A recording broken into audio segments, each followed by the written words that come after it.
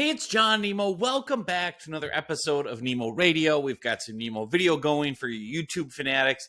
I wanted to talk today about how to really stand out on LinkedIn in terms of the content that you're publishing, the posts that you're sharing, the articles that you're writing, the videos that you're recording, the messages that you're sending, the audio that you're deploying. What goes into that? What really stands out from the crowd? How do you really get people to engage and listen and respond? And how do you turn those people into leads? What goes into that content, for lack of a better word? That's a question I get all the time. And it's critical because obviously, as you know, LinkedIn has, over 1 billion with a B users. That's a lot of content. That's a lot of competition. So how do you stand out from that crowd online? How do you get your stuff noticed when there's so much noise on that platform? And the best way to really explain this is to get in the time machine and go back to 1952. I have a point here, trust me. But we're going back to the 1950s. We'll go to the sock hop. We'll slick back our hair. We'll put on Elvis, right? But back then, one of the great books of all time was published, and that's The Power of Positive Thinking, Norman Vincent Peale. And he's got this great quote. I believe it's from that book or from one of his other ones of that era. But he says, do not be awestruck by other people and try to copy them.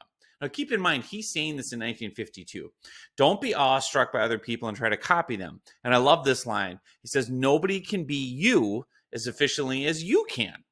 Remember also that most people, despite their confident appearance and demeanor, are often as scared as you are and as doubtful as themselves. And again, he wrote that in 1952, but it's a perfect illustration of where we are here in the 21st century with social media. Because the great thing with social media is everyone can hide. Everyone can fake it. Everyone can pretend that their life is perfect. Hashtag blessed. You know, everything's easy. I've made millions. I've never struggled, right? And what you really understand is there's a couple different dynamics going on here. One is for you and I, it can be easy, and I still fall into this, if you and I aren't careful and we really compare our real life challenges to someone else's LinkedIn feed and LinkedIn posts and, perfectly polished photos and everything's easy and done well, we can start to feel like a failure. If you compare your real life to someone else's social media feeds, you're very quickly going to start thinking there's something wrong with you, right? And that you don't have it together and that it just must be easier for everyone else in your industry. And how come I'm struggling and nobody else is? And that's where I want to go, because I think there is that issue right now on LinkedIn and on every other social platform is people aren't really being transparent and authentic. And I think there's a craving for that online. There's a craving that people want to know, like, you're a real person. You've had a bad day once in your life, right? Like you've gotten fired, you've declared bankruptcy, whatever it is. The more you can be authentic and transparent in the content that you share, the more value you're going to see in the engagement that you get with people. And it's very simple because we're looking for real life connection. The reason that quote from 1952 is so powerful is people have not changed, right? We're looking to connect with other people who we feel like we have a vibe with, we can connect with, we can trust, we can know them, we can like them, we can feel comfortable around them. If someone's social media feed is so polished and so perfect that everything seems easy, then we as a prospect aren't going to approach them. We're going to feel like, well, I'm not good enough for them, or they won't be able to help me because they don't relate to my story and they've never struggled. I think about this where I really learned this kind of the hard way in some sense was back when I was doing online courses. I would follow the big online course creator gurus, right? And the whole appeal of online courses was, hey, bottle up your knowledge, create an online course and sell it over and over and over again. It's super easy, make it once, sell it for, eternity, run Facebook ads, run on-demand webinars, you'll be a gajillionaire, right? And I just saw one of those course creators that I follow bragging about how this person's business is now up to $100 million a year in online courses. And I'm like, wow, I never got anywhere. Right? I made sales and whatever, but I never hit $1 million a year in online courses or anything crazy like that. And I remember one of the online course gurus that I followed, this is probably 10 years ago, maybe 8 years ago, I actually paid him $1,000 for an hour of coaching. He was like, "Hey, I'm gonna make some time open for $1,000. You can buy an hour of my time and pick my brain about marketing, online courses, all that stuff." And I was a big fan of this person, and he again had presented online and had done a really good job. And I'd bought his online courses on, wait for it, how to sell online courses, how to do webinars, but they were valuable, they were good, right? And so I remember I was so excited because I said to him, "Hey, I really want to, make $1 million a year in online courses. I want to hit 7 figures. What do I do? You're the guru. What's the secret sauce? I've bought all your trainings. I've implemented everything, and it hasn't happened for me." And I just remember him like, "Well, tell me more about your story." And so I started telling him everything. And he's like, "Well, listen, man, marketing's marketing. Sales is sales. Like, if I'm you, actually, what you're telling me about your situation, John, is where your high ticket value is people want you done for you. Like, they want to pay you to do it for them." He's like, "So why don't you scale yourself, and you can get to 7 figures a lot faster if you charge, 10 people this much, or, 100 people this much, versus selling a $47 online course to 100,000 people or whatever." And that, he was looking at it more like, what's kind of your unique position in the marketplace? What are people wanting to give you money for? And how can you get there as fast as possible, with the work-life balance you want and everything. And that was just an eye-opener to me. I was like, oh, okay, there's nothing wrong with me. It's just maybe for my market and my type of online courses, which was LinkedIn, webinars, other things. And for the platform I had, I wasn't going to get there, right? Not easily anyway. Whereas this guy said, well, if your real goal is to hit 7 figures and work this many hours, what I'm hearing you say is, you've got people over here that'll pay you 5 figures to do done for you LinkedIn. Just do that. Like, just get a small amount of those people, you're cooking, right? And so it was very interesting to me. And it's that old thing of like, just because other people are bragging about how easy it is and how they've scaled and hit that, they're not telling you the full story. Like, I've literally never met another entrepreneur, another business owner who hasn't struggled. I remember speaking at Social Media Marketing World, which is known as one of the biggest conferences worldwide for social media marketing. And there's thousands of people go. And I got to go a few times to speak on LinkedIn lead generation. And I remember going into the green room or behind the scenes with all the other famous speakers. I was, of course, not famous and still am not, but people I followed and looked up to and was like, whoa, like, I follow them on social media. They must have it all figured out. And they were just regular schmoes. Like, they're regular people. And I'll never forget, one of them said to me, "I just play a character on the internet. Like, that's just what I do. Like, I'm a regular guy, And I was kind of disappointed, because I'm like, yeah, but your social media doesn't reflect that at all. And I think that's the other piece of this, with what should go into your content, what should go into your LinkedIn posts and updates and articles and videos, is it should be you. And going back to that Norman Vincent Peale quote is, nobody can be you as effectively as you can. And that's the big secret here with content and getting people to engage with you, is be yourself, be your unique self. There's only one of you. Last I checked, like, artificial intelligence, the robots, cloning has not happened yet, fully anyway. Your biggest advantage in the marketplace is you.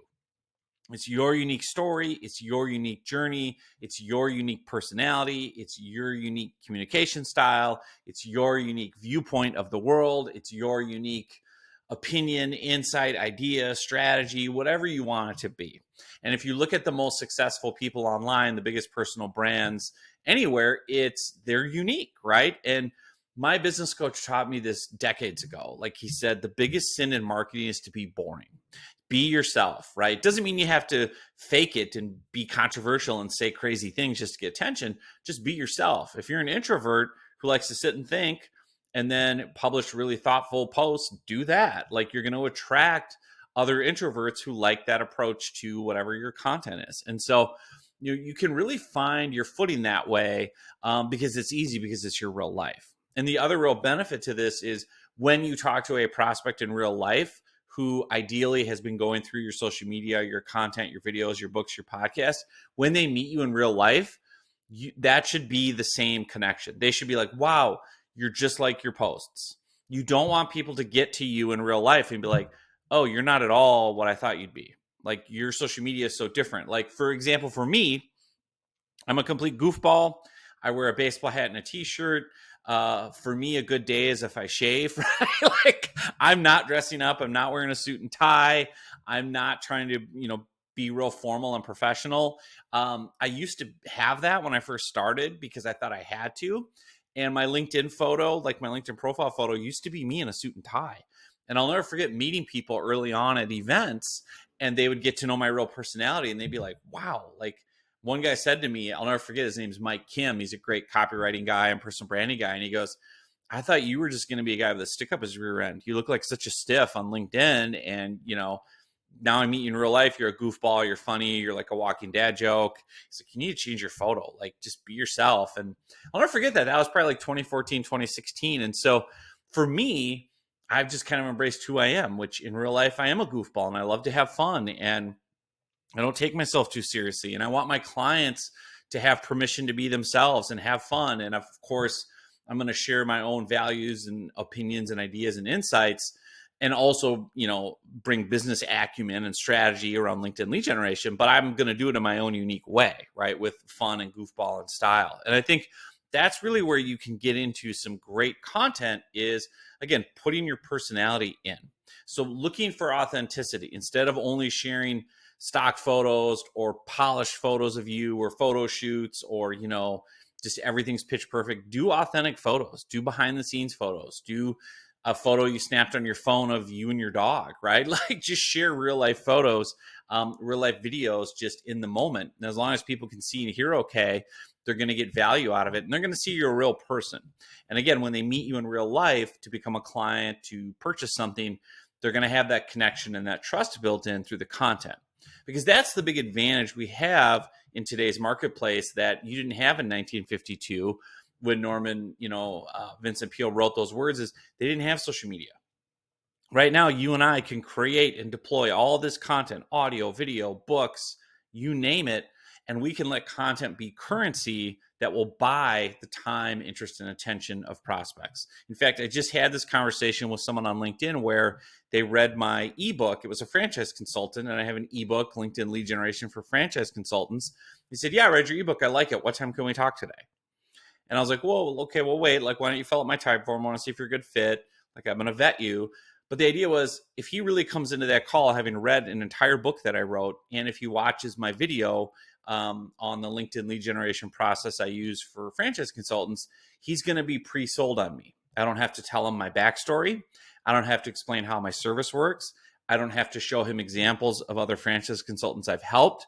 I don't have to show him examples of LinkedIn profiles I've done. I don't have to show him examples of messages I've written or strategies or funnels. It's all in the book and the videos. So he already knows, oh, okay, this is what Nemo does. This is his approach. And oh, by the way, I put my personality into that book in the video. So he's going to come in. And like I had a sales call yesterday where a guy goes, yeah, you're just like your webpage, the guy with the bucket on his head playing Star Wars with his kids. And I love one of your videos. You said, don't get on a call if you don't want to have fun. And I'm having fun on the call. And I'm like, yeah, that's me, right? I'm a goof. So again, put that out there, and that content then becomes, the currency where people will remember you.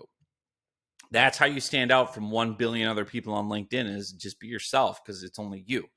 And there's this big fear, which I had early on too, of, oh man, if I'm just myself, I'm not gonna win business. I have to be somebody different to win it, right? Like in the beginning, I thought I had to wear a suit and tie and be serious because I'm on LinkedIn and I want people to hire me to help, with their LinkedIn, and I have to be serious and stiff. And I realized very quickly, like, oh, well, yeah, sure, there's a small percentage or whatever percentage of people that want to wear a suit and tie and be stiff and formal, but that would bore me to tears. I wouldn't want to work with that person as a client.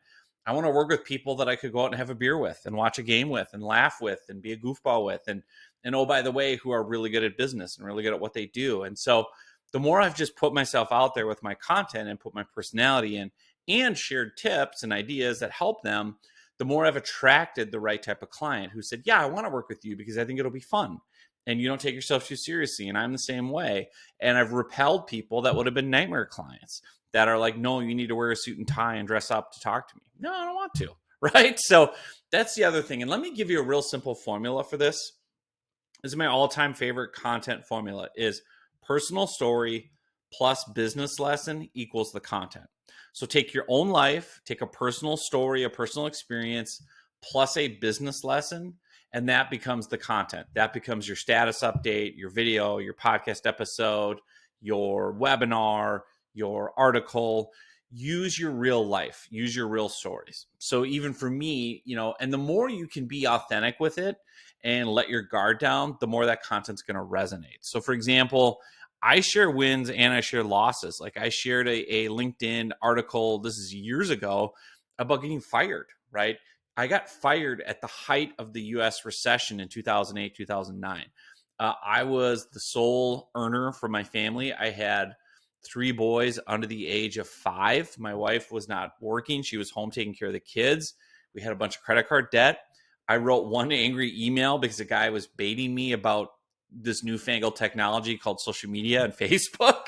And I was the PR guy at the time for a trade association, and me and like the old guard were butting heads about using social media. And I was like, we got to get on this trend. Social media is going to be huge. And anyway, it went back and forth in writing on the executive committee stuff.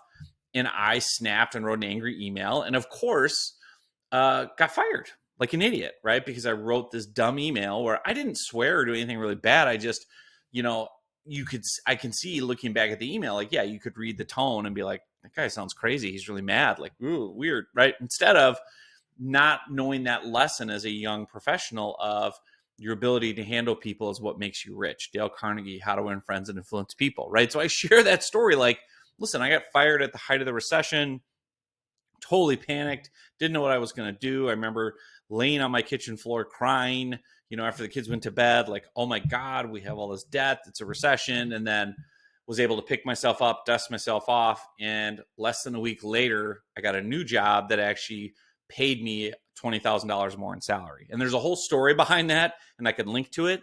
But the point is, I made that into some content, like how, why I got fired and why you might too. And the lessons I learned from getting fired about how to handle people. I reference a great book I've never forgotten called Power. It's written by a guy named Jeffrey Pfeffer, Pfeffer, Jeffrey Pfeffer. It's called Power, Why Some People Have It and Others Don't. And it was all about workplace dynamics and how to handle your boss and how to handle other people. And of course, I didn't know at the time. I just thought performance would save me. That's the other part of that crazy story was I had won national awards for this job. I won national PR awards. I got our trade association for the first time ever on CNN and Fox News and NBC. I mean, I was killing it at my job. I had just gotten a $15,000 raise, and I still got fired because I wrote one dumb email. And my boss, the CEO, was like, well, I got to choose between the old guard or Nemo.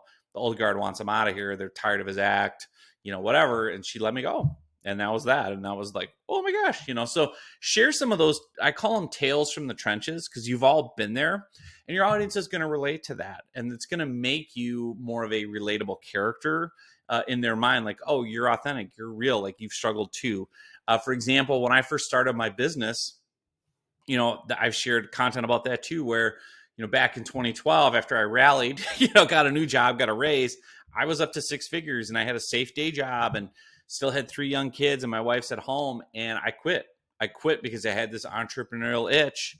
I wanted to scratch and try to go out on my own. So in 2012, with one client, enough money for 30 days, I quit this safe 6-figure day job. And again, that's where I started my agency, and that's where the book LinkedIn Riches came from. And, within the first 90 days, I was able to generate $135,000 in new business. So I was able to survive.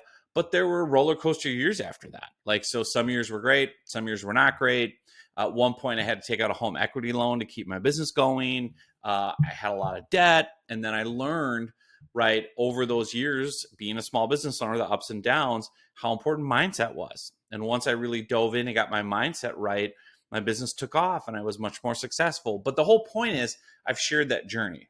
And you don't make it an episode of Oprah or Dr. Phil and, just turn it into a pity party. You take the lessons that I trust someone more. Rick Warren talked about that, Purpose-Driven Life author. He said, I won't hire someone for leadership unless I know that they've been through the ringer and had really hard times in their life, because he goes, how else are they going to lead people if they haven't led themselves out of hard times? And how are people going to trust them and let their guard down if they don't feel like their leader has been through the ringer too? You know what I mean? And I think that's true. People want to relate to that. Now, You can obviously share your wins, which is what we all do. And there's plenty of opportunities there. And again, the other big thing with this, as far as like what should go into your LinkedIn content and, messages and all that, I've talked ad nauseum here about put your personality in, personal story plus content, or personal story plus business lesson equals the content. And that's where I want to talk about the business lesson. Demonstrate expertise. Don't hold back your best stuff. People are always shocked when they go through my books and my articles and my videos. They're like, you give everything away for free. Like I don't hold anything back. Like you can get every single bit of the secret sauce that I use for done for you LinkedIn lead generation clients for free online. If you go around and look everywhere and read the books, because I have nothing to hide, right? And the reality is, what I found is if you demonstrate expertise and you share your best tips, tricks, tactics, and strategies, people want to pay you to do it for them. There's always going to be a subset of people that say, hey, thanks for all the free advice. I'm going to take it and run with it myself. Just like I read Dale Carnegie's book, How to Win Friends and Influence People. I probably paid $10 or $20 for the book. I've built a 7-figure business off that book, right? Dale Carnegie's long dead, right? And so I couldn't hire him anyway or give him money, but I've become like his number one sales guy. Anyone I ever talk to, I'm like, who wants advice on business or customer service or marketing, I'm like, go read How to Win Friends and Influence People. Change my life, change my business, right? Mindset books. I'll recommend those. And the point is, when you consume someone else's content, their free tips, and they're really good and you get good results and get wins, two things happen. Either you hire them to help you get to an even higher level or to do it for you because you so believe in their system and you've seen it already work at a small level for yourself, or you become their salesperson. You become their referral source. You become their cheerleader, and you tell everyone who's like, wow, you're killing it on LinkedIn. What's going on? Oh, yeah, I got this guy's book and his free tips. He's amazing. Go grab it. Here's all this stuff. Because other people are going to get it and go, oh, okay, yeah, I don't want to do all this. I'll just hire you to do it for me.